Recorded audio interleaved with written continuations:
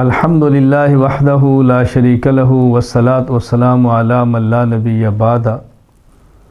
क़ुरबानी एक इबादत है और जब भी आप इबादत करेंगे तो शैतान चाहेगा कि इबादत ना हो, और फिर कुछ शैतान के नुमाइंदे हैं वो भी मेहनत करते हैं कि इबादत में खलल आए, शुकूक व शुबहात पैदा किए जाते हैं, मुख्तलिफ़ वसाविस डाले जाते हैं ताकि लोग इससे हटें।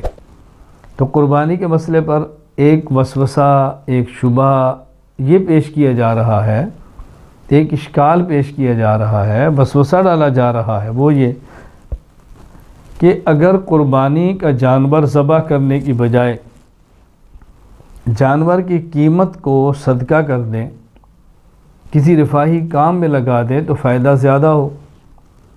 अगर आपने एक दिन में कुर्बानी की जानवर ज़बह करके अरबों रुपया खर्च कर दिया है, तो अगर ये अरबों रुपये के जानवर ख़रीदने की बजाय यही अरबों रुपया किसी मसरफ़ पर लगा दिया जाता, यतीम खाना बन जाता, बेवगान के निकाह का इंतज़ाम होता, बच्चियों की शादी का इंतज़ाम होता, कोई सिलाई सेंटर बन जाता, कोई तालीमी इदारा बन जाता, कितना फ़ायदा हो सकता था।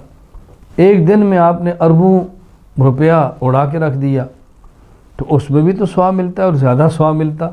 ये आज एक वसवसा डाला जा रहा है।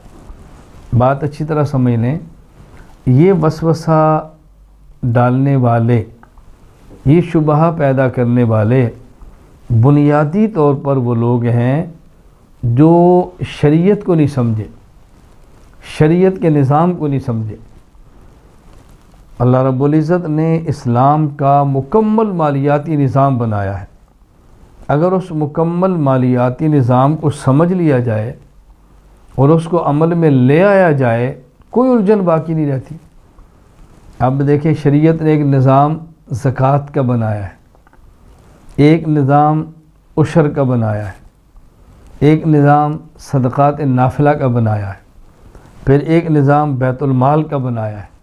अब ये सारे निज़ाम अगर मुतहर्रिक हो जाएं, स्कूल भी बनेंगे, मदारिस भी बनेंगे, हस्पताल भी बनेंगे, यतीम खाने भी बनेंगे, बेवगान के निकाह का इंतज़ाम भी होगा, सब मुकाम होंगे, लेकिन निज़ाम शरीयत को मुकम्मल नाफिज किया जाए। बाकी शरीयत ने जो निज़ाम दिया उसको अच्छी तरह समझें। अगर आपका वह सोना या चांदी या पैसे, माल तिजारत, उसमें ज़कात रखी है। अगर ज़मीन है और पैदावार होती है, उसमें उशर रखा है।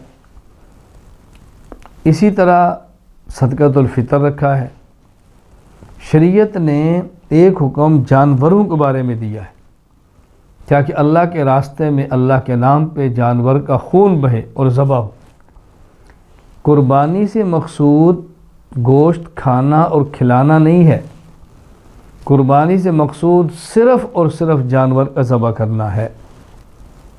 बाकी ज़रूरतें पूरी करने के लिए पूरा निज़ाम है, उशर, ज़कात, सदक़तुल फ़ितर, सदक़ात नाफिला, बैतुल माल। ये तो अल्लाह ताला चाहते हैं कि बंदा मेरे नाम पर खून बहाए, और कोई मकसद ही नहीं। शरीयत का अमर सबसे मुक़द्दम है, सिर्फ़ और सिर्फ मकसद क्या है, अल्लाह के नाम पे खून बहाया जाए।